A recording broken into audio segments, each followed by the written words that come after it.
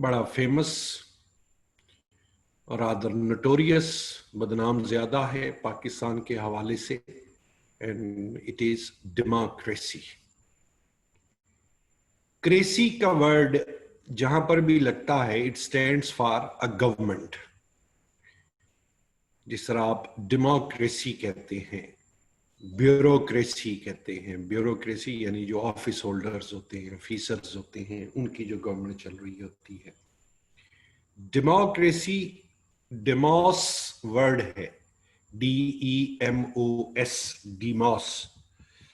ये आपको अगर याद हो थोड़ा बहुत, तो जब हमने स्टार्ट में एक हिस्ट्री का लेक्चर तैयार किया था तो उसमें हमने एक आर्ग्यूमेंट दिया था कि दुनिया में जो कुछ भी है, इल्म है, तिब है, साइंस है, लिटरेचर है, इसकी इब्तिदा, इसके बानी जो है वो अहले यूनान है। On similar grounds, word democracy comes from a Greek word, demos. Demos का जो जनरल मीनिंग है, ब्रॉडर मीनिंग जिसे आप कहते हैं, ब्रॉडर मीनिंग इसका है पीपल। सो डेमोक्रेसी का मतलब हो गया government of the people, not a single individual, not a king, but in confined और एग्जैक्ट मीनिंग्स। ये आपके लिए एक सीखने की चीज होगी, नोट करने की चीज है, अहम बात है। डेमोस यूनानी जबान में मिडिल क्लास के लिए वर्ड है। जो डेमोस का वर्ड है it stands for middle class. So middle class की जब गवर्नमेंट आए, यानी दरमियाने तबके की जब गवर्नमेंट आए, तो उसको आप जमहूरियत कहते हैं। What is the background? Background again आपको याद होगा कि हमने पढ़ा था कि शुरू में ट्राइब्स होते थे। ट्राइब्स जब आगे बढ़े तो ट्राइब्स को रिप्लेस कर लिया किंग्स ने, Kings and queen's, basically Kings. वो किंग्स रूल किया करते थे, सिंगल पर्सन रूल। वो सिंगल पर्सन जो है वो खुद ही से आप कह लें कि कानून होता था। वो अकेला बंदा ही कानून होता था। कहा जाता है कि जी बादशाहों की मर्जी होती थी, या तो ताज पहना देते थे या गर्दन उतार देते थे। Now we can take it that power of decision making was done in extreme manner. जिसको दिल किया बादशाहत अता कर दी, जिसको दिल किया गवर्नर बना दिया, जिसको दिल किया उसका सर कलम कर दिया। अब बादशाहों ने खुद से जो पावर शेयरिंग करनी स्टार्ट की, कुछ बादशाहों ने, लाइक हमारे जो खुलफाए राशिदीन हैं, वो ये था कि उन्होंने pillars of the state develop करने शुरू किए। यानी instead of one person, pillars सामने आने शुरू हुए। सबसे पहला पिलर जो हिस्टोरिकली सामने आया वो जुडिशरी का था। Judiciary in elementary form, root form, कि उन्होंने काजी को मुंतखब करना शुरू किया कि एक अदालत लगेगी, उस अदालत में किस्सा जाएगा, केस जाएगा। आपने सुना होगा कि हजरत उमर जो है वो खलीफा वक्त थे, लेकिन वो काजी के सामने पेश हुए। हजरत अली जो है करमुल्लाह वजह, वो गए कि वो पेश हुए। So it's beginning of democracy, it's beginning of democracy. और भी बहुत सारे बादशाह ऐसे होते थे तारीख में। अब चूंकि वो 1000 ईयर्स हिस्ट्री है, अब क्वेश्चन ये है कि ये किंगशिप कब से दुनिया में सामने आई। अब आपकी थोड़ी सी आसानी होगी, जो शुरू में हमने पढ़ा हुआ है। आपको याद होगा हमने सिविलाइजेशंस पढ़ा कि दुनिया की पहली तहजीबें। अब वो तहजीबें क्या थी? आपको याद होगा कि हमने कहा था एक सिटी स्टेट। सिटी स्टेट यानी शुरू में जो रियासत का तस्वर था वो एक सिटी स्टेट का था। एक शहर होता था, उस शहर के अंदर एक हुकूमत बनती थी, उस शहर को प्रोटेक्ट करना मकसद होता था, और कुछ ना कुछ रूल्स एंड रेगुलेशंस बनाने होते थे ताकि जो वहां पर तजारत हो रही है उनका कोई एक्सचेंज का आपस में कोई एक कानून वज़ा होना चाहिए। उसके बाद सिटी स्टेट से फिर वक्त आगे बढ़ा तो फिर बादशाहतें फैलना शुरू हो गई। मैं थोड़ा सिंपल और इजी करने के लिए आपको ये बताना चाहूँगा कि आप अपना सब कॉन्टिनेंट की हिस्ट्री को ले लें कि उसमें मुगल थे, मुगल से पहले वो हिंदू डायनेस्टीज थी, दरमियान में एक सिख डायनेस्टी आ गई, कभी लोधीज आ गए, फिर दुनिया में एक जिद्दत आती है। और वो जिद्दत क्या है, अगर आप थोड़ा सा ठटक के समझें तो हमने एक दुनिया का रूल आपको बताया है हिस्ट्री का, वो ये था कि दुनिया में इंडस्ट्रियल रेवोल्यूशन आया। अब इंडस्ट्रियल रेवोल्यूशन कब आया, आप लोग थोड़ा रिकॉल कीजिए, मिड 18th सेंचुरी, 1750 से ऑनवर्ड का जो दौर है उसमें दुनिया में सनती इनकलाब आ गया। अब हम बात करते हैं, अब उससे पहले 1750 से पहले क्या है, तमाम बादशाह थे। वो हमने तय किया था कि मेसोपोटामिया की सिविलाइजेशन है, दुनिया की सबसे पुरानी सिविलाइजेशन है, वो 6000 साल पुरानी है। सो वो 6000 साल से लेके 1750 तक दुनिया में तमाम जगह पर बादशाह चल रही है। Exception is the case of England, कि जिसमें मैग्ना कार्टा जो 15वीं सदी में एक तरह का एग्रीमेंट होना स्टार्ट होता है between the people and the king और क्वीन ऑफ यूके, जिसे आप यूनाइटेड किंगडम कहते हैं। अब यहां से जमहूरियत आप कह लें कि रूड एंड क्रूड फॉर्म में सामने आती है, कि इतनी अभी क्लियर कट नहीं हुई कि वजीर आजम का इंतखाब होना शुरू हो जाएगा और बाकायदा नुमाइंदे जो हैं, लेकिन स्टार्ट होता है। और ये 1215 है गालबन इसका, तो ये 13वीं सदी बन जाती है। तो 13वीं, 14वीं, 15वीं सदी रूड एंड क्रूड फॉर्म है। लेकिन असल जो जमहूरियत की बुनियाद है दुनिया में,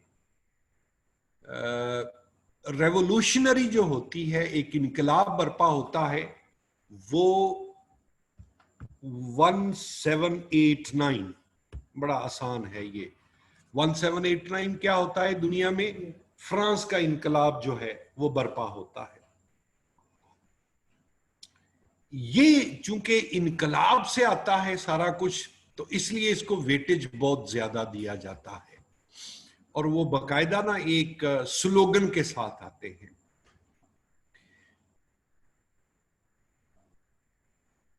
ये थीसिस एंटीथीसिस तो और चीज है, उस पर मैं बात करता हूं, उसका यहां कोई जिक्र नहीं है। वो तो था, कैपिटलिज्म थीसिस था और कम्युनिज्म एंटीथीसिस था। ये सबसे बड़ी एग्जांपल है दुनिया में, थीसिस वर्सेस एंटीथीसिस। अच्छा, 1776 जो है, यानी 1789 से पहले, ये भी आपको याद रहना चाहिए कि अमेरिका में डिक्लेरेशन ऑफ इंडिपेंडेंस होता है। 1776 डिक्लेरेशन ऑफ इंडिपेंडेंस।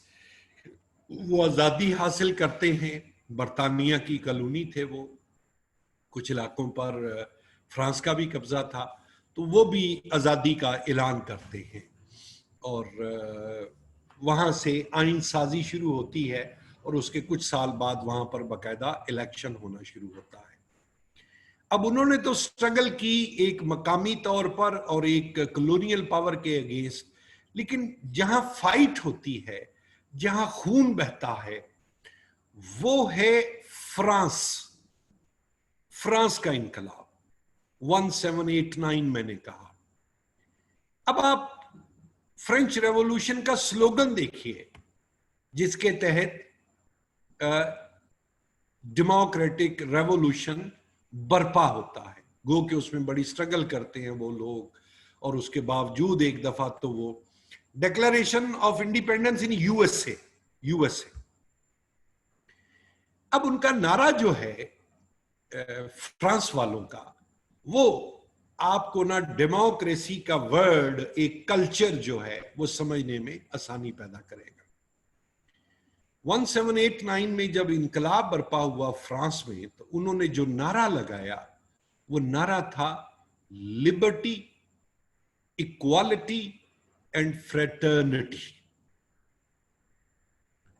लिबर्टी, आजादी, इक्वालिटी बराबरी, फ्रेटर्निटी जिसे आप अखुवत कहते हैं, यानी इसका उर्दू में तर्जुमा है लिबर्टी, इक्वालिटी, फ्रेटर्निटी का आजादी, अखुवत और मुसावात, यानी लोगों को आजादी हो, लोगों में बराबरी पाई जाए और लोगों के अंदर थोड़ी अखुवत भी पाई जाए। हम लोग जब भी डेमोक्रेसी को डिफाइन करते हैं तो हम वो अब्राहम लिंकन की डेफिनेशन की तरफ भागते हैं, लेकिन असल जो रूह है, और रूह जाहिर है वही बयान करेगा जो कुर्बानी देगा, वो ये 3 अल्फाज है। ना मैग्ना कार्टा है बरतानिया का, ना अमेरिकन डिक्लेरेशन ऑफ इंडिपेंडेंस है इतना क्लियर कट जितना ये है। सो ये आजादी, अखुवत और मुसावात का नारा उन्होंने लगाया 1789, लेकिन इसको हासिल करने में उन्हें बहुत तगदो करना पड़ी। बादशाहत रेजिस्ट कर रही थी। अच्छा, अब ये वही दौर है कि जब रूस में भी बादशाहत है। अब्राहम लिंकन की तो है ना, government of the people, by the people and for the people, वो तो डेफिनेशन है ना, government of the people, by the people and for the people. तो वो तो एक सीधा साधा बुनियादी सा नुस्खा है, लेकिन ये सबसे अच्छा डिफाइन करता है फ्रेंच रेवोल्यूशन का स्लोगन। होप कि आपको क्लैरिटी होती है। तो आप आज के बाद अगर आपके पाकिस्तान में भी नून की हुकूमत हो, पीपल्स पार्टी की हो, ये पीटीआई की हो, अगर ये 3 चीजें नहीं होंगी, आजादी नहीं होगी, अखुवत नहीं होगी और मुसावात यानी बराबरी नहीं होगी, तो फौरन समझ जाएं कि जमहूरियत जो है वो असल मानों में काम नहीं कर रही। अब अगला पॉइंट बड़ा वैलिड है, मैं जरा थोड़ा सा एडवांस लेवल पे जा रहा हूं आप लोगों की इजाजत से, इसलिए कि जमहूरियत की बुनियादी बातें तो आप करते रहते हैं। फ्रांस में जो बादशाहत के खिलाफ लोग निकले और ये इनकलाब बर्पा हुआ जिसमें इवेंचुअली बादशाह भी कत्ल हुआ, उनकी स्ट्रगल बेसिकली मुआशी मुसावात की थी, मईशत। ये बड़ा स्ट्रॉन्ग आर्ग्यूमेंट है और ये आप लोगों ने कभी भी इससे दाएं बाएं नहीं होना। मैंने आपको एक एग्जांपल दी हुई है कि मिडल ईस्ट के अंदर कुवैत, यूएई, कतर, सऊदिया, Oman, they people don't talk of democracy. Reason their economy is very rich. They are enjoying luxuries or facilities as we people find hard to find basic needs and necessities. ये needs and necessities को भी समझिए। needs वो होती हैं जिनके बगैर आप जिंदा नहीं रह सकते, हवा, पानी, रोटी, कपड़ा, मकान जिसको आप कहते हैं, तो आप जिंदा नहीं रह सकते। What are necessities? नेसेसिटीज वो चीजें हैं जिनके बगैर आप जिंदा तो रह सकते हैं, लेकिन आपका जीना थोड़ा अजीरन होगा। You will find it complicated, you will find it hard. मिसाल के तौर पे देखिए, इंटरनेट जब आया तो ये एक लग्जरी था, लग्जरी से ये एक फैसिलिटी हुआ। अब जो है इंटरनेट वो आपकी नेसेसिटी बन चुका है।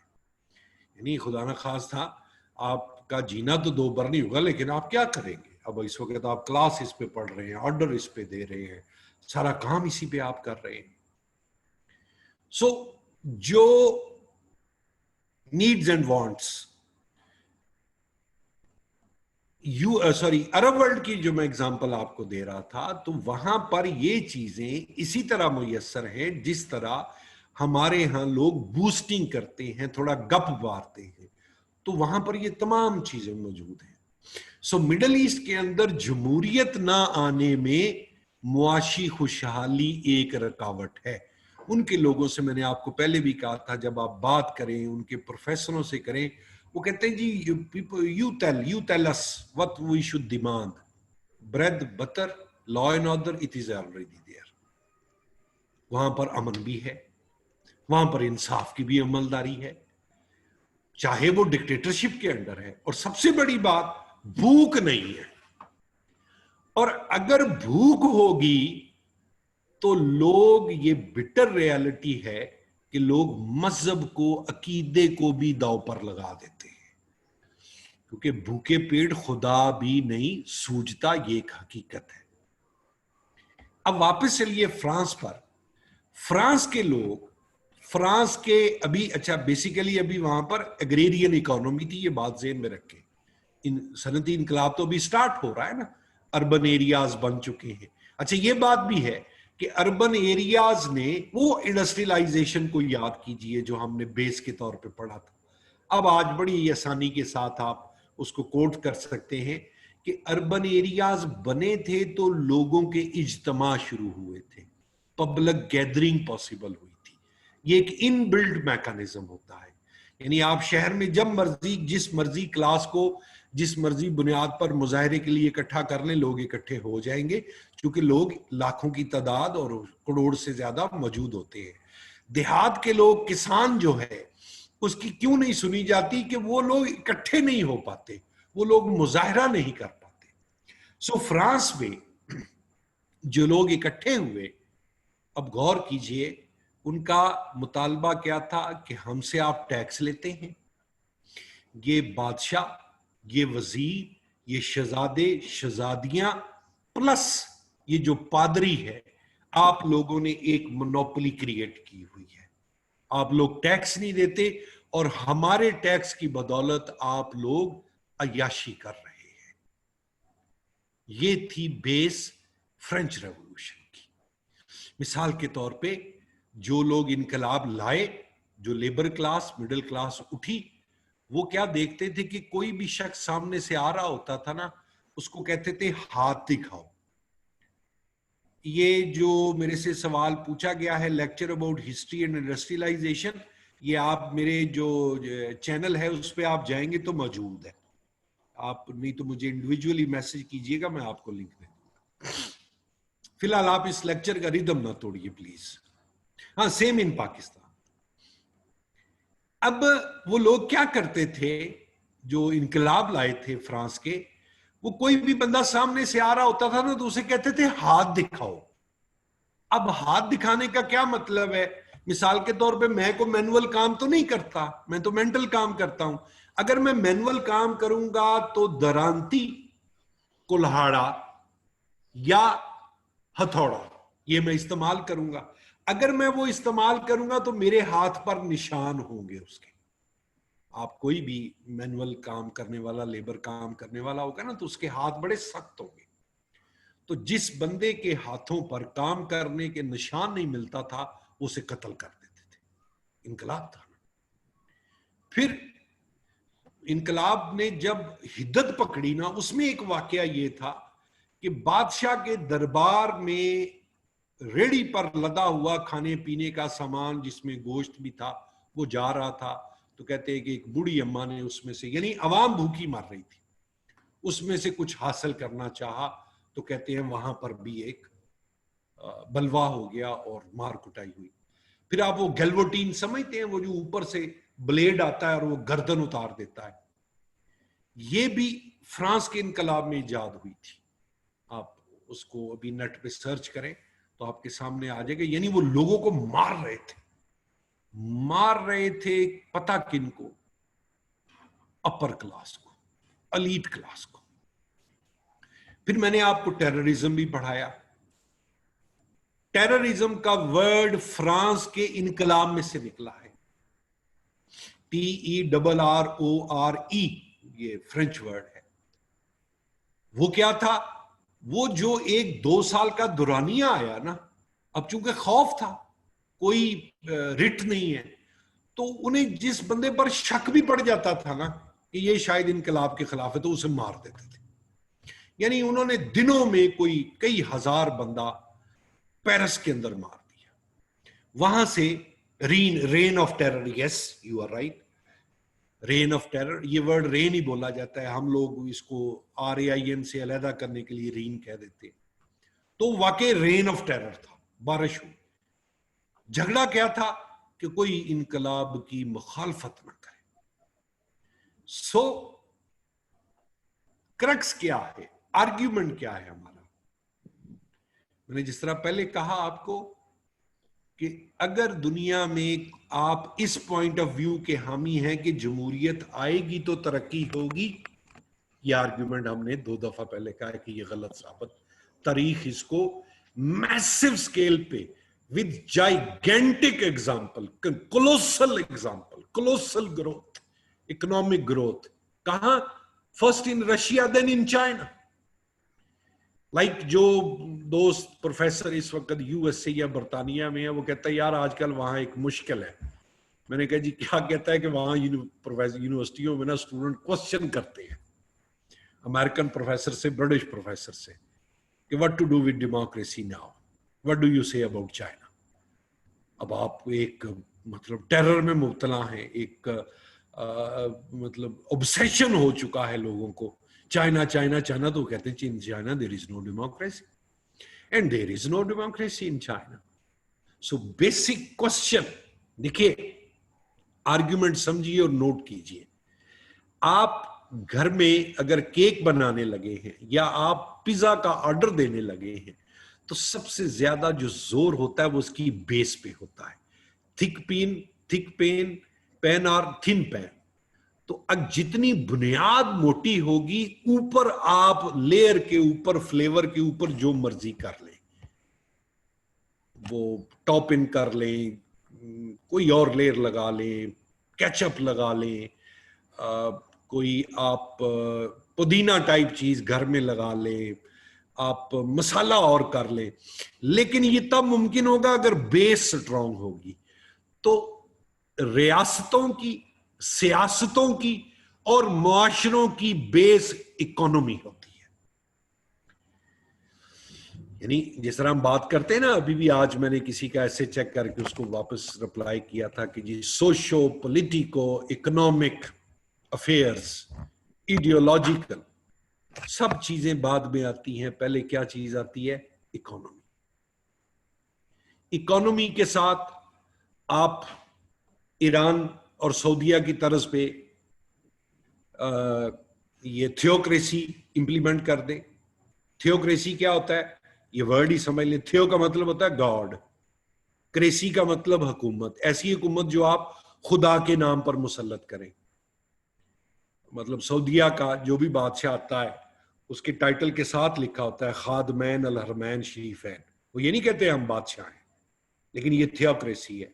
दूसरी थियोक्रेसी ईरान में है कि इमाम होगा, इमाम जो कह देगा वो बात मानी जाएगी।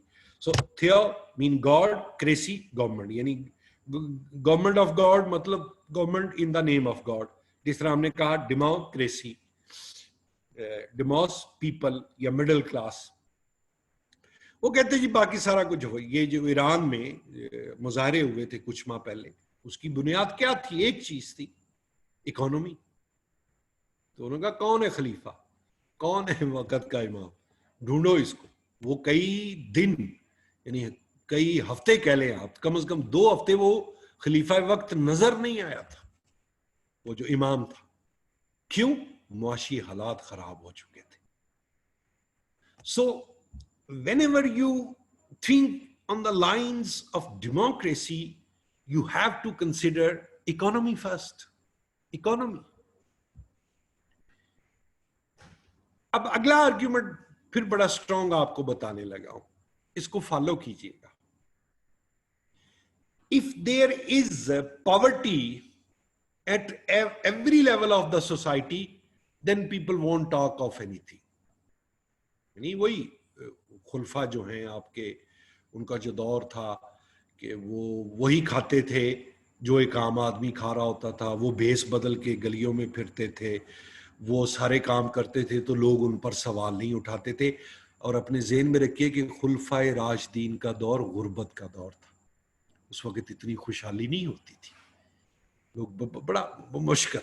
आप देखिए हमारे जो नबी पाक है सल्लल्लाहु अलैहि वसल्लम, वो सारी उम्र ज़कात नहीं दे सके थे, उनके पास इतना हुआ ही नहीं था, या उन्होंने होने नहीं दिया। आप देखते हैं, सुनते हैं उन्होंने कुर्ते को पैबंद लगा होता था, पैबंद भी खुद लगाते थे, जूते को इस तरह के हालात में जब वक्त का रहनुमा जो है वो इस हालत में रहेगा तो कोई क्वेश्चन रेज नहीं करेगा कि अच्छा भाई बहसीत मजमूई सोसाइटी में पॉवर्टी है, अभी रूड और क्रूड सोसाइटी है. But revolution, at least in the brains or frustration, will take place just formulation of clouds when pet animals of the ruling class will be enjoying the food which is not being taken by the children of poor, then there will be a chaos. कि गरीब की अकलौती औलाद वो ना खा सके जो अमीर का पालतू जानवर खा रहा होगा, फिर फसाद पैदा होगा. मिसाल के तौर पे इमरान खान एक लीडर के तौर पे उभरा है, कोई शक नहीं है, लेकिन मुआशी हालात ने ऐसा जकड़ा है, इंटरनेशनल जो एस्टेब्लिशमेंट है, जो आपका करप्ट माफिया है, उन्होंने करेंसी को ही ऐसा हाथ डाला है कि पूरी इकोनॉमी जकड़ी गई है. तो लोग भूल गए कौन इमरान खान. ना भाई, हालात सही करो, एज सिंपल एज दैट. अगर इकोनॉमी फ्लरिश करेगी, देखिए आपको पता है, ये फिर बड़ा सॉलिड आर्गुमेंट है जो मैं आपको बताने लगा हूं. आपके मुल्क में जब जब डिक्टेटर्स आए हैं, वो अयूब खां हो, वो जियाउल हक हो, वो मुशर्रफ हो, उनके खिलाफ तहरीक जल्दी इसलिए नहीं चलती थी कि जो इंटरनेशनल पावर स्पेशली वेस्ट और अमेरिका है, वो उनकी एड इतनी बढ़ा देते थे कि मसनूई सी तरक्की आ जाती थी. मुशर्रफ के दौर से पहले लोड शेडिंग थी, मुशर्रफ का दौर आया, लोड शेडिंग कम हो गई, बहुत कम हो गई चीजों. मतलब पाकिस्तान में अजीब बात है, खुशहाली का दौर पता किसको कहा जाता है? अयूब खां का दौर जी. मैक्सिमम डेवलपमेंट उस दौर में हुई थी. इसकी मैं आपको एक एग्जांपल देता हूं. मिस्र में मार्शल्ला है, सिसी है, जर्नैल है, वो जैसे ही आया है उनकी जो कर्जे थे वो माफ कर दिए गए. $4 बिलियन फौरन ही उनको दे दी. क्यों? उनको पता है कि इस एक बंदे से हम जो कहेंगे ये हमारी मर्जी का काम करता जाएगा, ये हमें सूट करता है. अब आर्ग्यूमेंट क्या बन रहा है कि डेमोक्रेसी के लिए आपको इकोनॉमिक प्रॉस्पेरिटी, वाइबिलिटी देनी होगी, जिसको आप क्या कह सकते हैं कि डेमोक्रेसी जस्टिस का नाम है, और दुनिया का सबसे बड़ा जस्टिस इकोनॉमिक जस्टिस है. If there is economic justice everybody will be happy. If there is no economic justice, अब लोग उसका इजहार करें ना करें, सड़कों पर आए ना आए, ये एक अलग बात है. थोड़ी तलख बात करने लगा हूं. अब आज इस वक्त जो पाकिस्तान के हालात हुए पड़े, कोई डिक्टेटर आ जाए, जनरल बाजवाई मार्शल्ला का ऐलान कर दे, लेकिन उसके साथ एक इकोनॉमिक पैकेज का ऐलान कर दे कि जी बिजली का रेट 25-30% कम, इतनी नई जॉब्स, ये फलां, ये इनसे फलां से इतने डॉलर ले लेंगे. आप मुझे बताइए, चले मैं भी थोड़ा सा सांस लूं, मैं बड़ा एग्जॉस्ट हुआ हूं. पीपल विल सपोर्ट हिम और नॉट? सोचिए, 1 मिनट का टाइम लीजिए, मैं भी को फ्यूल भर लूं. सोचिए कि अगर आज है जा ऐसा हो जाए, लोगों का 5-5, 10-10 लाख का कर्जा माफ हो जाए, बिजली पूरी आएगी, बिजली का रेट सस्ता हो जाएगा, और कुछ लोगों को जो है जी मुआशी तौर पे उनसे कहा जाएगा कि जी ले ले. Everybody suppose to answer.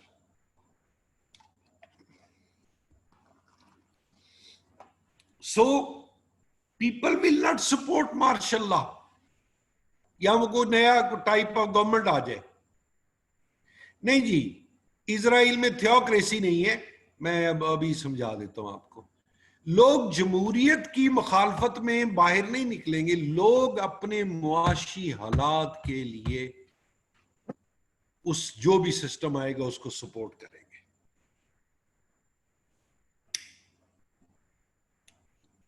देखिए, लोग कहते हैं दुनिया का सबसे बड़ा मजहब क्या है, उसका जवाब काइंड ऑफ फनी थिंग, दुनिया का सबसे बड़ा मजहब रोटी है। बाबा बुल्ले शाह ने कहा था 5 रुकन इस्लाम दे 6वां रुकन है टुक। टुक कहते हैं रोटी को। जे ना होवे 6वां पंजे जांदे ने मुख। रोटी, ब्रेड कम्स फर्स्ट। वो कहते हैं कि जो पूरा चांद होता है ना,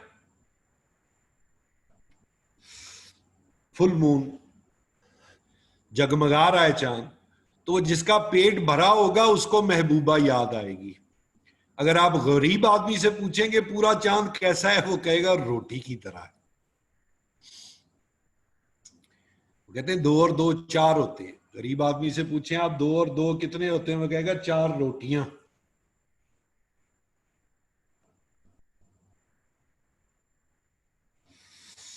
सो ये बेस है। और दुनिया में या पाकिस्तान जैसे मुल्कों में जमहूरियत इसीलिए नहीं पनप सकी कि they are unable to deliver on what grounds, economic grounds. चलिए अब मैं आपको फिर वापस लेके चलता हूं उसी तरफ जहां से हम लोग आए थे। दुनिया में मतलब जमहूरियत है क्या? पहले क्या होता था? एक बादशाह, फिर बादशाह के साथ क्या आ गया? अदालत आ गई, काजी आ गया। फिर तीसरी चीज आई, इंतजामिया भी आना शुरू हो गई। लेकिन किंग अभी भी बैठा हुआ था, यानी डिक्टेटरों ने भी कवानीन बना दिए। आपको मुशर्रफ का दौर याद होगा, उसने नाजम खेलना शुरू कर दिया जी, बेसिक डेमोक्रेसी है, जाएं। अजीब लगता था, ऊपर डिक्टेटर बैठा हुआ है, नीचे इलेक्शन हो रहे हैं। फिर आपने सुना होगा रियासत का चौथा सतून आया, और वो चौथा सतून क्या था? मीडिया। चले आज मैं आपको मुश्किल में नहीं डालता कि मीडिया कब रियासत का सतून बना था। मेरा सवाल आप लोगों से, वो जो चैलेंज क्वेश्चन है वो भी वहीं खड़ा है, एनवायरनमेंट और इकोसिस्टम का फर्क और हाइब्रिड वार और 5th जनरेशन वार का फर्क। आखिरी लेक्चर में आपको बताऊंगा। ये अमेरिका में हुआ था जी। ये अमेरिका का प्रेसिडेंट था निक्सन। आपको याद होगा चाइना से उसने रिलेशन कल्टीवेट किए थे। तो वो अगले इलेक्शन की ना तैयारी कर रहा था। तो अगले इलेक्शन की तैयारी के लिए जाहिर है उसकी अपोजिट पार्टी भी थी, और अपोजिट पार्टी ने एक अपना ऑफिस बनाया हुआ था। तो आपने वो उस स्कैंडल का नाम सुना होगा, वाटरगेट स्कैंडल। तो वाटरगेट स्कैंडल के अंदर क्या था कि वाटरगेट लगता है कि कोई फाइनेंशियल करप्शन हुई होगी। तो ये 72 74 के दरमियान ये हुआ। ये था कि निक्सन ने अपनी जो अपोजिट पार्टी थी उसका जो इलेक्शन ऑफिस था, वो जिस बिल्डिंग में था उस बिल्डिंग का नाम वाटरगेट था। तो उसने ना जासूसी के आलात लगा दिए वहां पे अपनी अपोजिशन पार्टी के। मकसद क्या था कि वो क्या कैंपेन बनाते हैं, क्या वो प्लानिंग करते हैं, ये सुन सके। वो आलात पकड़े गए। जाहिर उस वक्त आलात वो बड़े बड़े थे। तो दुनिया की तारीख में पहली दफा हुआ कि मीडिया ने नेशनल लेवल पे उस इशू को उठाया।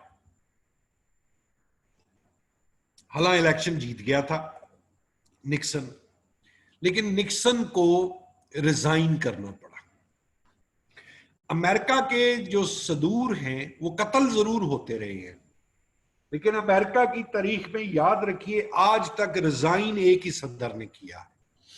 दूसरा ये मौका पैदा हुआ था, इसकी इंपीचमेंट होने लगी थी ट्रंप की, लेकिन बच गया।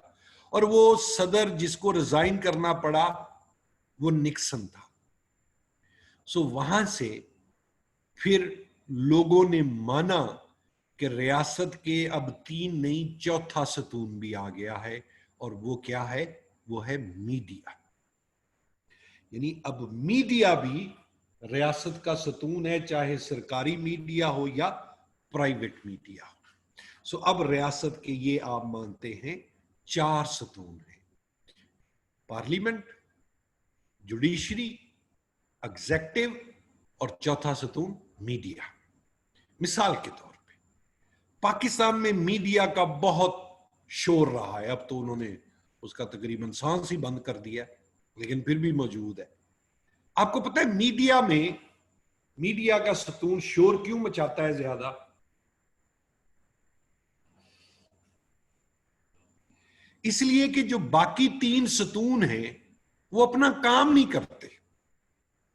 मसलन पाकिस्तान में किसी बंदे की चोरी हो जाती है, कोई वारदात हो गई है, कोई मर्डर हो गया, वो कहता है जी मैंने थाने नहीं जाना, मुझे ना मीडिया पे ले जाए।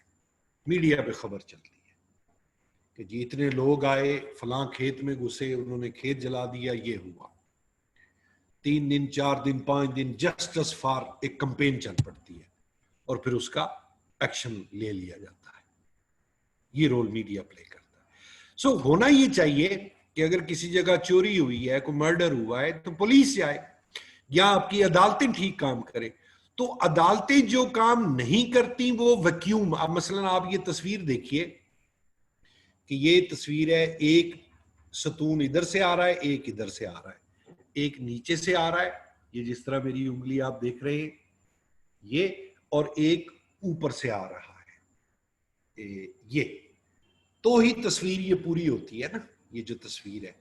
तो बाकी के जो इस साइड पे है, जो इस साइड, जो यानी जो इस साइड का है वो भी चुप करके बैठा है, जो इस साइड का है वो भी चुप करके बैठा है, जो इस साइड का सतून है वो भी काम नहीं कर रहा। तो जो चौथी तरफ से आएगा फिर ये वाला, ये ऊपर भी जाएगा, इधर भी जाएगा, इधर भी जाएगा, इधर भी जाएगा। मिसाल के तौर पे मैं मिसाल दे देता हूं, ARY का जो प्रोग्राम है सरेआम, वो बंदा क्या करता है? जाली कैचअप, जाली पीर, जाली दवाइयां, जाली डॉक्टर, जाली स्कूल। तो ये बेसिकली काम तो उसका तो नहीं है, लेकिन उसको मशहूरी इसलिए मिलती है कि वो बाकियों के हिस्से का काम करता है। सो पाकिस्तान में जो आपके 4 सतून है, अदालत का भी जस्टिस बहुत तगड़ा आ जाता है। मसलन पाकिस्तान में जो दौर है, आप कहते हैं नवाज शरीफ का दौर, अच्छा एक वजीर आजम का दौर गिना जाता है, उसी के साथ एक दौर किसका गिना जाता है? आर्मी चीफ का। मिसाल के तौर पे आप डिसएग्री करें या एग्री करें, रहील शरीफ को आज तक लोग याद करते हैं। अच्छा इसी तरह पाकिस्तान में एक दौर और भी चलना शुरू हो गया है, वो ये कि चीफ जस्टिस कौन सा है? इफ्तिखार चौधरी, उसने एक डिक्टेटर के खिलाफ स्टैंड लिया, हीरो बन गया। बच्चा पैदा हुआ जी, उसका नाम इफ्तिखार रख रहे हैं, बाद में वही नाम गाली बन गया। साकिब निसार है, वो जी डैम मैं रखवाली करूंगा, वो होगा, ये होगा, लाएं जी इधर लाएं। तो जुडिशरी में थोड़ा दमखम नजर आना शुरू हुआ। फिर ये मशहूर हो गया कि आपकी जो इस्टेब्लिशमेंट है, आपकी जो जर्नैल है, सिविल ब्यूरोक्रेसी और मिलिट्री ब्यूरोक्रेसी है, अब वो खुद पीछे हो गए हैं और किसके जरिए रूल करते हैं जी? जुडिशरी के जरिए। फलाएं उसको लटका दो जी, फलाएं नहीं उसको छोड़ दो जी। देखिए झगड़ा किस चीज का है? झगड़ा है पावर का। Power, how to define power. अब मैं आपको पॉलिटिकल प्रोसेस समझाता हूं, कोई बात नहीं, लेक्चर थोड़ा लंबा हो जाएगा, खैर है। अब मैं आपको जब पावर की डेफिनेशन दूंगा तो आप इंजॉय भी करेंगे, आपको समझ भी आएगी। Power means to impose your will on others. दूसरों पर अपनी मर्जी मुसल्लत करने का नाम पावर है। Like the way Americans define it, that is really charming, fascinating. वो कहते हैं to get the others do what they would otherwise not do is called power. कि दूसरों से वो करवाना जो वो वैसे नहीं करेंगे, this is called power. Then it's a kind of social contract. Social contract, contract किसके दरमियान है? अवाम और हुकूमत के दरमियान। आप जब पर्ची डालते हैं इलेक्शन के अंदर वोट की, वो आप अपनी मर्जी भी उसमें डाल रहे हैं, लेकिन उस मर्जी के साथ एक मुतालबा भी होता है कि जो हुकूमत आएगी वो आपके लिए काम करेगी। अब पहले सोशल कॉन्ट्रैक्ट को समझिए। सोशल कॉन्ट्रैक्ट ये है कि to rationalise the irrationalities of the society. मेरा टेम्पो ना तोड़िएगा, आप बाद में भी इस लेक्चर को सुन लीजिएगा।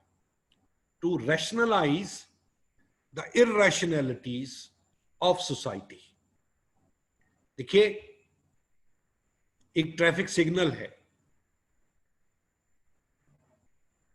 ट्रैफिक सिग्नल से पहले आप यूं कह लें कि सोशल कॉन्ट्रैक्ट क्या होता है? Give and take. Give and take, जिसे आप कहते हैं जियो और जीने दो।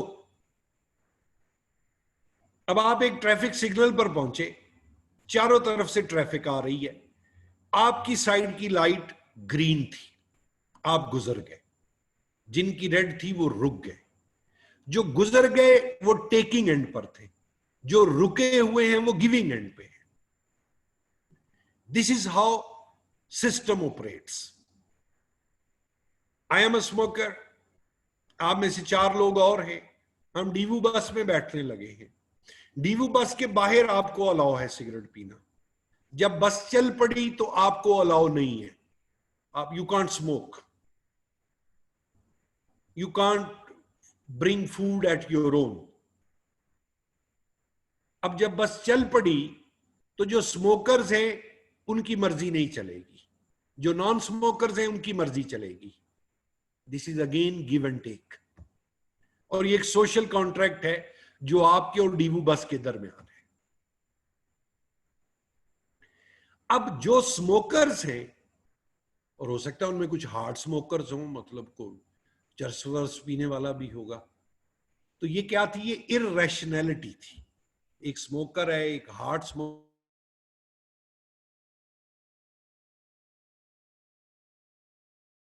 रैशनैलिटीज को रैशनलाइज कर दिया कि भाई जो स्मोकर है वो इंतजार करें, डीवू जब रास्ते में रुकेगी तो आप होटल पे पी लीजिएगा, यहां नहीं आप पी सकते।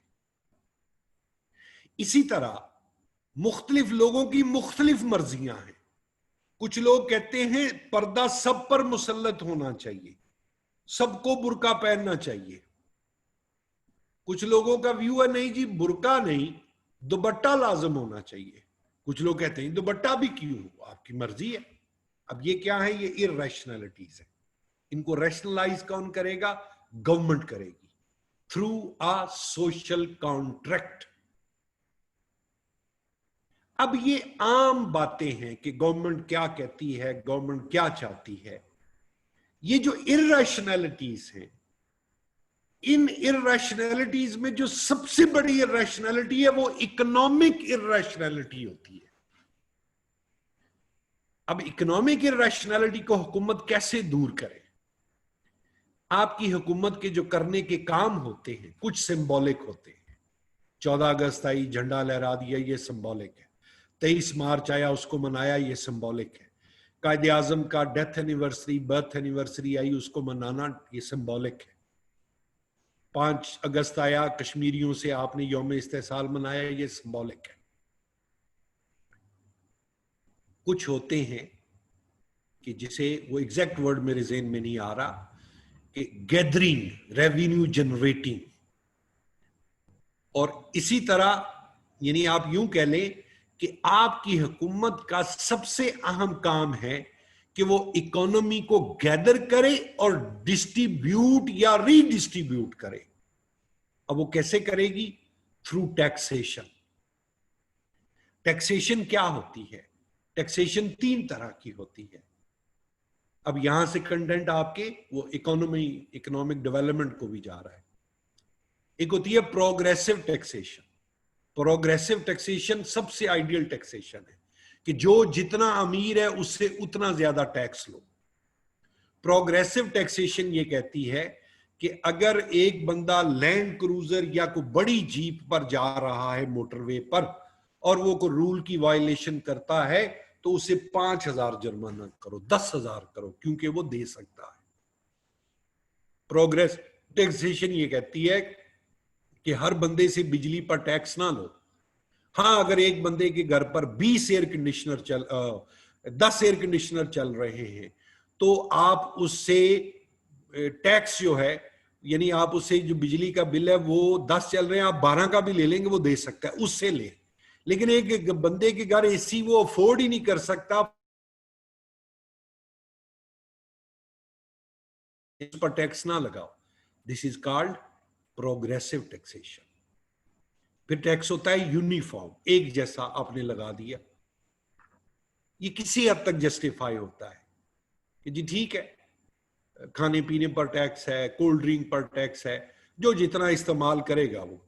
फिर एक थर्ड टाइप होती है रिग्रेसिव। रिग्रेसिव क्या है कि आप बुनियादी चीजों पर टैक्स लगा दें। मसलन साबन है, चाय की पत्ती है, आटा है, कोई और चीज है, तो यहां से फिर आपकी गवर्नमेंट की गैदर करने की और डिस्ट्रीब्यूट या रीडिस्ट्रीब्यूट करने की परफॉर्मेंस चेक होती है। और यही सबसे बड़ा झगड़ा है।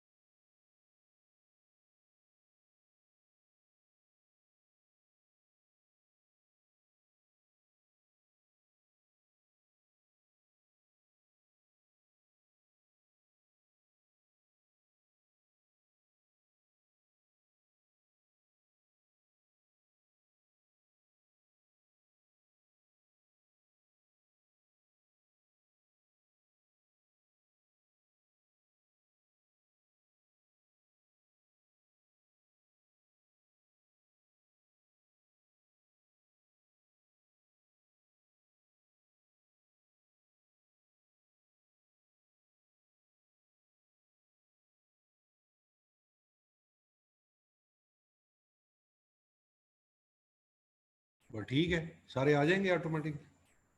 हाँ जी, तकरीबन सारे। रिकॉर्डिंग पहले वाली चल रही है?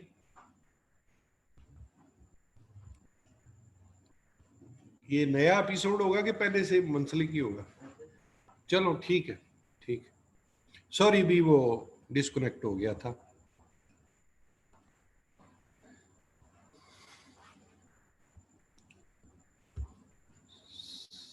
somebody प्लीज मेंशन कि मैं किस पॉइंट पे था।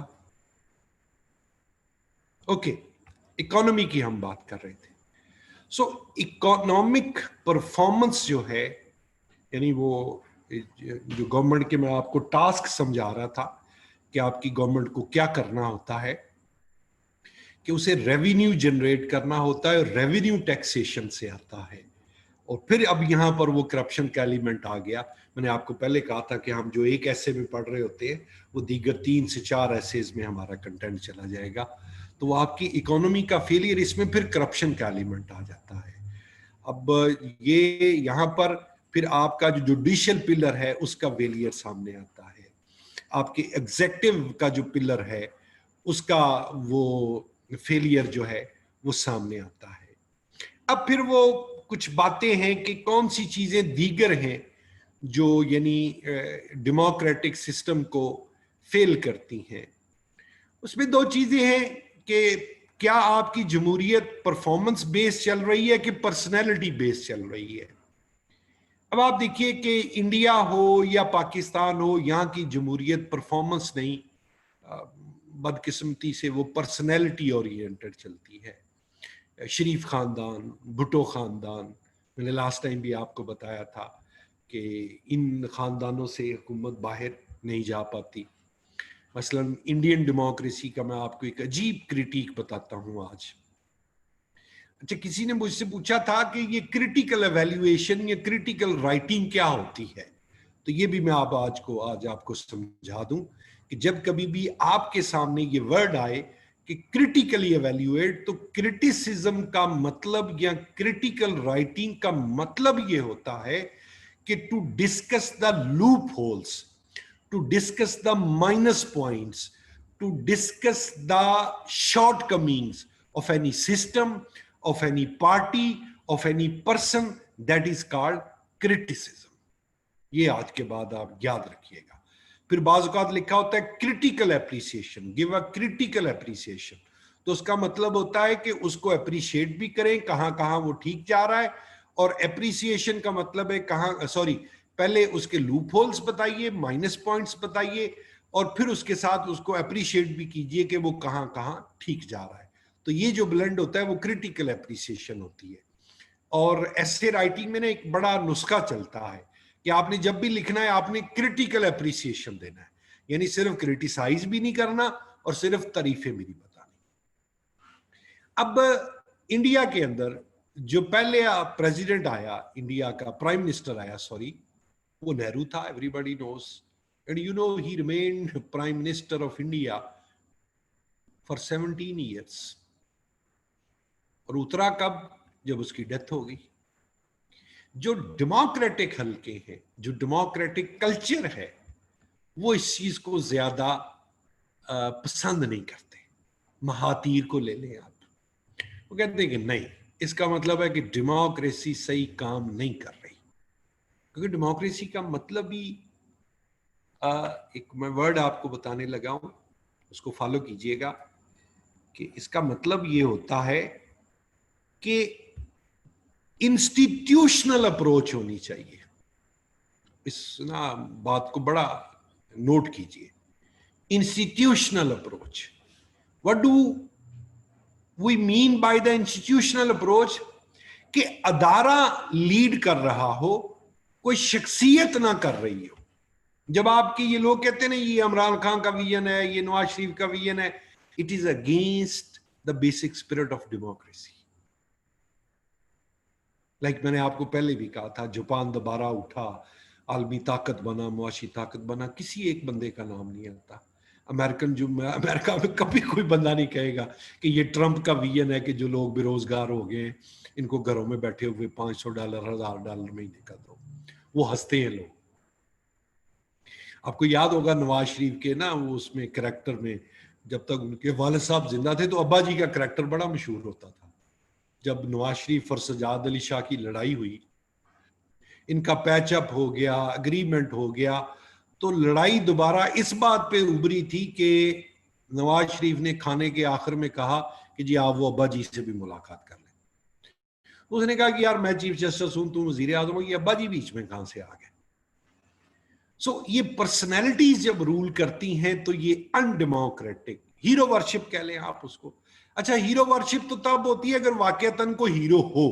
मिसाल के तौर पे if you defy, if you worship कायदे आजम, तो बात समझ में आती है बिकॉज ही डिलीवर्ड।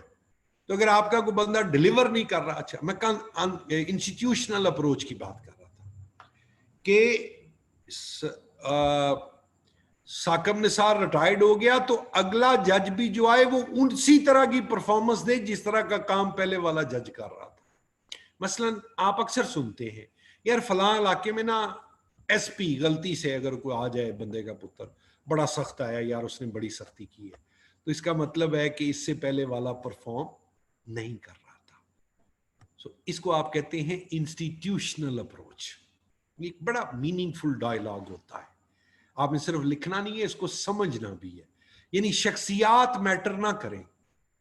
यानी नवाज शरीफ हो तो आपकी इंडिया के मुतल्लिक और फॉरेन पॉलिसी, को अगला वजीर आजम आएगा तो आपकी फॉरेन पॉलिसी अगर और हो रही है, तो इसका मतलब है इंस्टीट्यूशन नहीं रूल कर रहा, पर्सनैलिटी रूल कर रही है।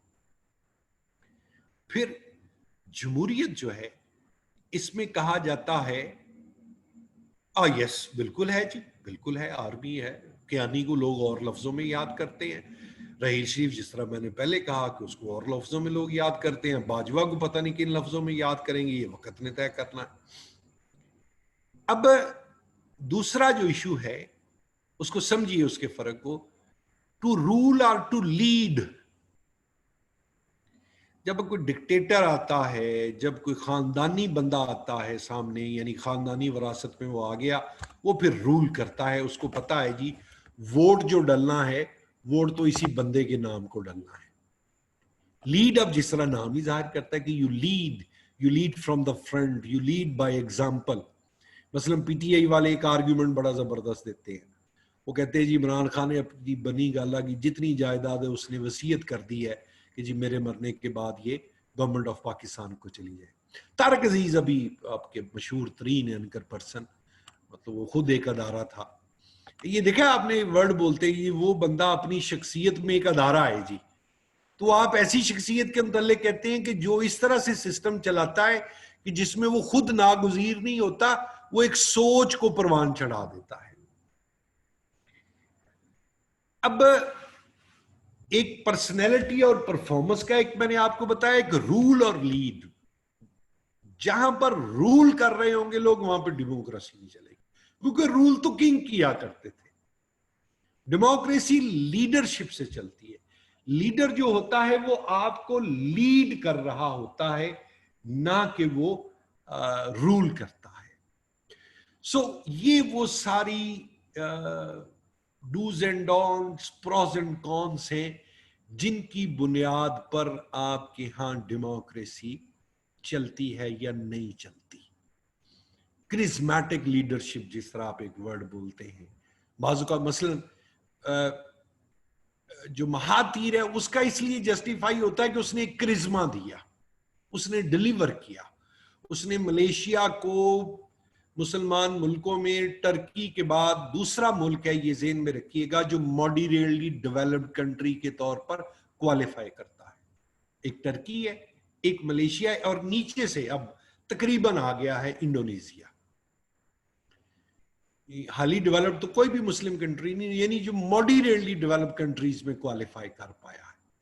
तो इस तरह की शख्सियत को तो फिर जाहिर है लोग करिश्मा के तौर पर लेते हैं।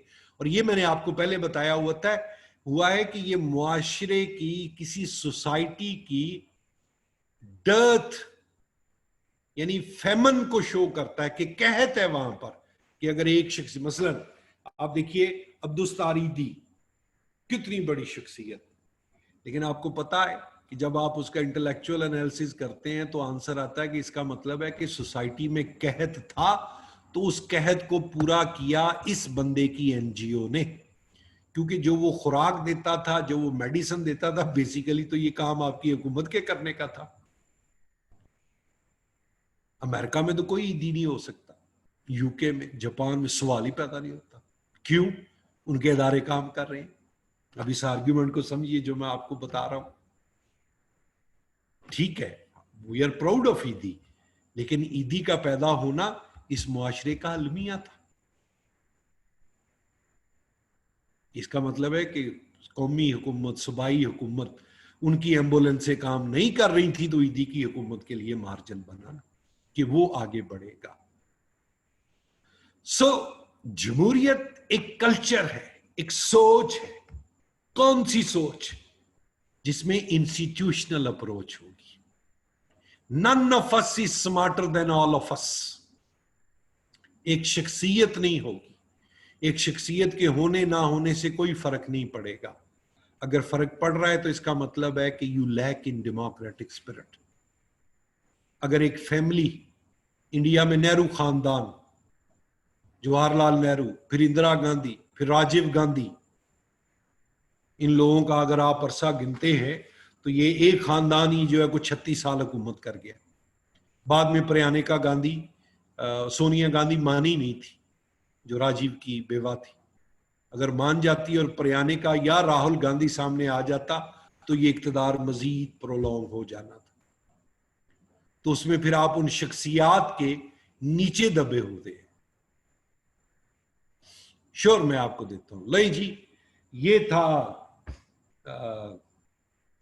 डेमोक्रेसी, और इसमें मोनार्की हम कहते हैं खानदानी बादशाहत को, और डेमोक्रेसी तो फिर वो कहते हैं कि अगर आपके यहाँ कोई खानदान रूल करता है तो वो मोनार्की तो नहीं, वो डेमोर्की हो जाता है। डेमोक्रेसी यानी लोग, और आगे आर्ची लग जाता है, यानी वो फिर उनकी बादशाहत बन जाती है। And this is categorically against the spirit of democracy.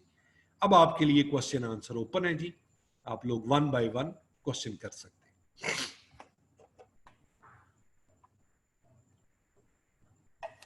थोड़ा सा पानी लाइए। चलो, है नहीं, ले आओ थोड़ा। Yes, anybody? अगर कोई सवाल करना चाहता है, you are welcome to it.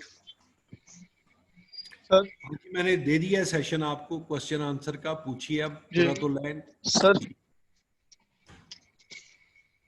आवाज आ रही है? जी आ रही है।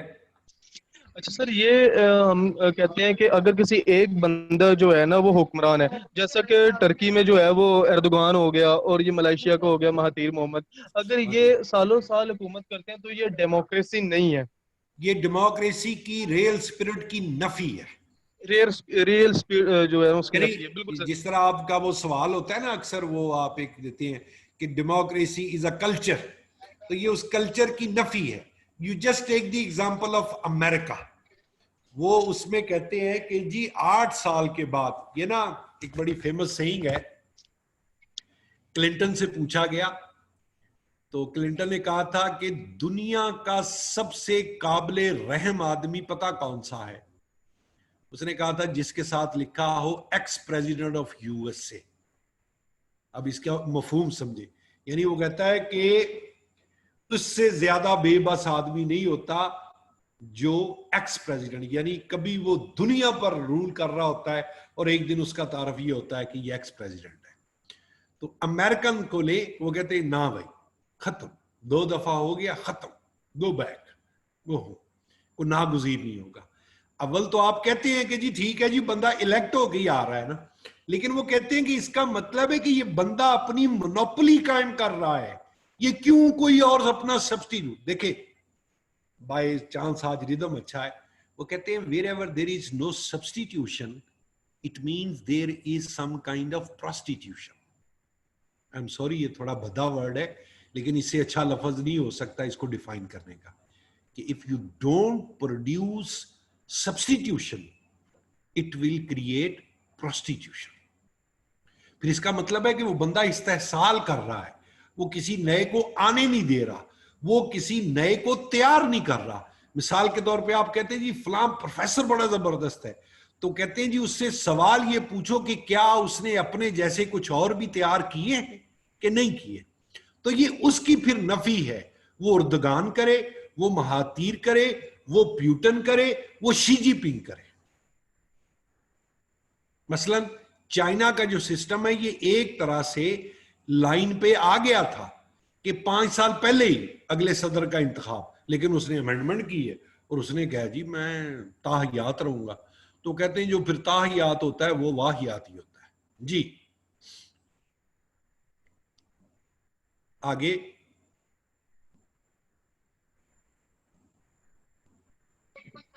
अच्छा सर, इसको थोड़ा सा अगर हम डेमोक्रेसी को थोड़ा इस्लामिक जो है ना उसके साथ अगर रिलेट करें, जी मींस जी के जो है जो हमारा जो कहता है, तो हम देखते हैं कि जो जब हमारे खलीफा थे, ठीक है, तो वो भी ऐसे ही थे।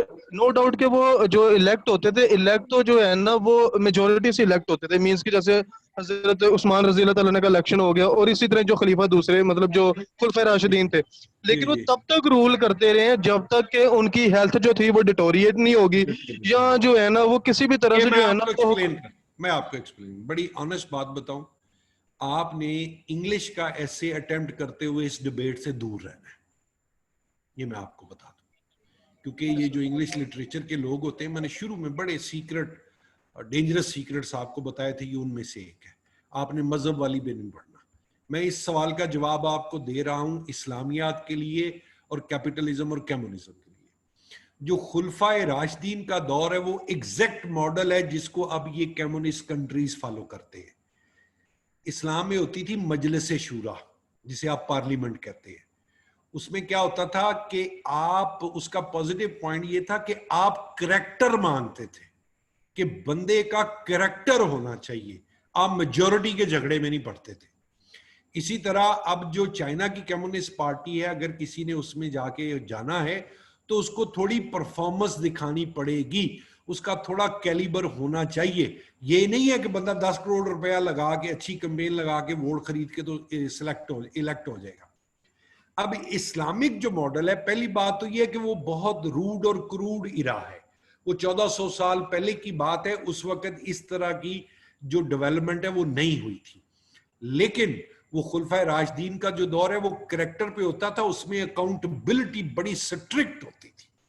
तो वो इस लिहाज से एक तरह का डेमोक्रेटिक मॉडल था जिसको अब कम्युनिस्ट या सोशलिस्ट कंट्रीज फॉलो करते हैं।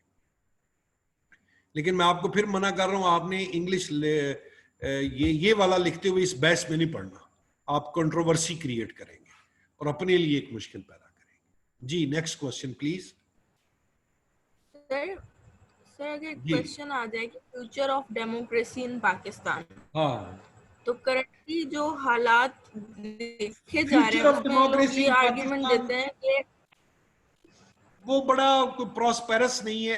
लग रहा है कि अब एक नए सिस्टम की तरफ जा रहे हैं हम। पाकिस्तान में डेमोक्रेसी का सिंबल थी honestly People's Party. People's Party पहले इंटरनेशनल पार्टी थी, इंटरनेशनल से नेशनल हुई, नेशनल से प्रोविंस की हुई, प्रोविंस से अब वो सिर्फ इंटीरियर सिंध की रह गई है। उसके बाद एक बुत जिसकी पूजा हो गई थी वो नून लीग थी, तो वो भी अब साहब इलाज कर गए। अब पाकिस्तान में पॉलिटिकल पार्टीज का कल्चर बहुत वीक हो गया है। तो कहा यह जा रहा है कि हो सकता है कोई प्रेसिडेंशियल सिस्टम टाइप की चीज जो है वो सामने आ जाए। तो क्योंकि आपकी जो पॉलिटिकल एलीट थी, अनफॉर्चुनेटली वो 99% लोग 99% करप्ट निकले, वो सिनोनिम बन गए हैं। यानी अब अभी भी अगर फैन फॉलोइंग आप देखें तो वो इमरान खान ही की हो सकता है ज्यादा निकलेगी अगर वो थोड़ा सा भी डिलीवर कर जाए। लेकिन उसके भी अब आप बैनुल सतूर समझें कि उसके हाथ पांव बंधे हुए हैं, वो करप्शन पर कानून साजी नहीं कर सकता, वो अपनी मर्जी से लोगों से लूट खूट का माल नहीं ले सकता। रातों रात पता चलता है कि जी वो बंदे को बाहर जाने की इजाजत अदालत ने दे दी है, तो अब वो वहां पे क्या करे। तो पॉलिटिकल कल्चर जिसे आप कहते हैं या पॉलिटिकल मॉडर्नाइजेशन जिसे आप कहते हैं, अनफॉर्चुनेटली पाकिस्तान में वो बिल्कुल रुक चुकी है। आप ये देखिए ना, ये तो फिर बहुत सारे पॉइंट्स होते हैं। मिसाल के तौर पे एक दफ़ा यूके से 2 स्टूडेंट्स आए पाकिस्तान, उन्होंने मेरे से सवालात किए। मेरी एक सिटिंग थी, कोई गिफ्ट आया था, मैं लेने गया तो फंस गया। अभी मैं नया नया लेक्चरर हुआ था, तो वो मैं पॉइंट आपसे शेयर करता हूँ। उन्होंने ऐसा लॉजिकल क्वेश्चन मेरे से किया, वो कि मैंने डिफेंड किया लेकिन मैं पूरा डिफेंड नहीं कर सका। वो मुझसे कहते हैं, बहन भाई, well professor, student unions are banned in your country. और पाकिस्तान में स्टूडेंट यूनियन बैंड है, इलेक्शन नहीं होते आपके तलबा यूनियन के यूनिवर्सिटीज में, कॉलेजेस में। तो वो कहने लगे कि student unions are banned in your country, so where does your leadership come from? तो फिर आपकी लीडरशिप कहां से आती है? देखिए ना, एक बंदा क्रिकेट टीम में जाता है, हॉकी टीम में जाता है, तो फिर इंटरव्यू में बताता है, जी पहले मैं स्कूल की टीम में खेलता था, फिर मैं कॉलेज की टीम में आया, यूनिवर्सिटी की टीम में आया, मैं इंटर यूनिवर्सिटी खेला, फिर मैं प्रोविंशियल टीम में आया, पीएए की टीम में आ गया, और फिर मैं पाकिस्तान की टीम में आ गया। तो वो नर्सरी कहाँ है आपकी डेमोक्रेसी की? तो नर्सरी ऑनेस्टली आपकी स्टूडेंट यूनियंस होती हैं। और स्टूडेंट यूनियन, मैंने उन्हें फिर बताया कि हमारे यहाँ कुछ शिद्दत पसंद मजहबी तंजीमों का नाम उन्होंने दिया हुआ है, ये आईजीटी है, जेटीआई है, फलां है। तो जब इलेक्शन होता है तो ये जीत जाते हैं और फिर ये अपना सिक्का कायम कर लेते हैं यूनिवर्सिटियों के अंदर। तो बहुत बड़ा तमाचा, पीपल्स पार्टी की हुकूमत हो, नून की हुकूमत हो, पीटीआई की हुकूमत हो, तो इन पर जो इंटरलेक्ट पॉइंट ये बनता है कि आपकी नर्सरी कहाँ है। तो आपकी नर्सरियों में तो जमहूरियत बैन है। आप भी सोचिए इस बात को। होना तो यही चाहिए ना कि बंदे की पहचान है जी।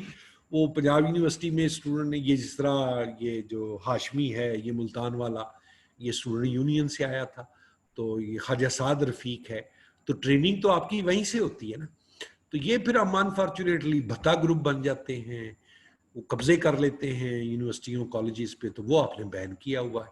तो future of democracy in Pakistan is not that much optimistic honestly. उसका आर्ग्यूमेंट मैंने आपको दे दिया।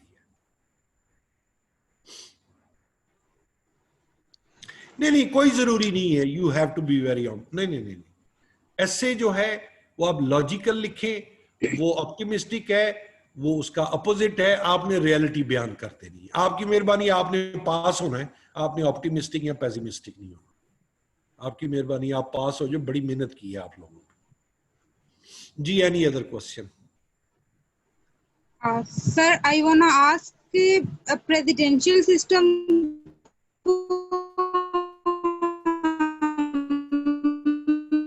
आपकी आवाज कुरतुल ऐन वो बड़ी अजीब सी वो मौसीकी में डेमोक्रेसी में जो होते हैं, फिर इलेक्ट होके आते हैं मैम, प्रेसिडेंट के पास में वक्त ज्यादा हो जाता है। में ये होता है कि थोड़ा सा ये जो शख्सियत प्रस्ती का एलिमेंट है, ये थोड़ा को कम कर देंगे और कोई ऐसा सिस्टम जिसमें लाएंगे को नया। देखिए, एक सेइंग है, आप नोट कीजिएगा, it's not about the system, it's about the persons in the system.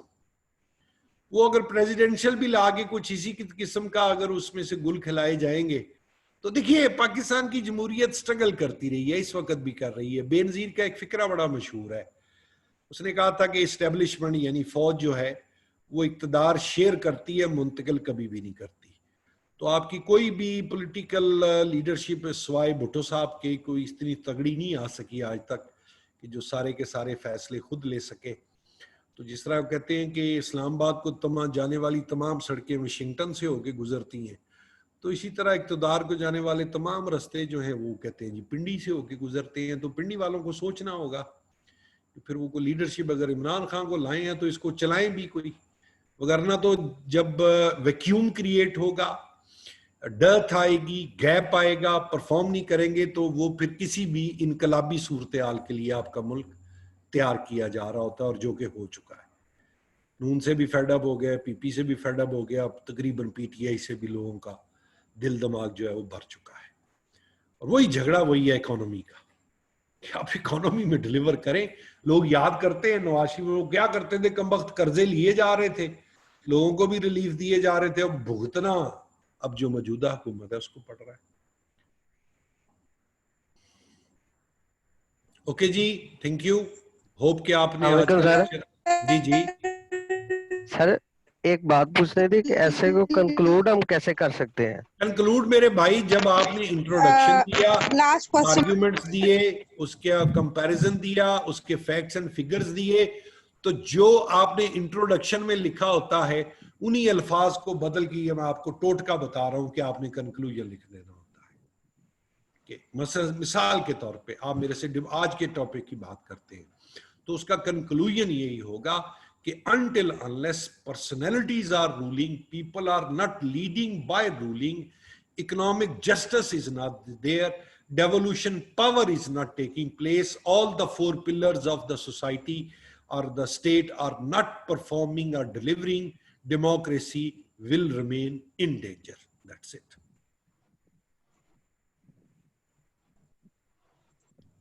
Okay ji, thank you.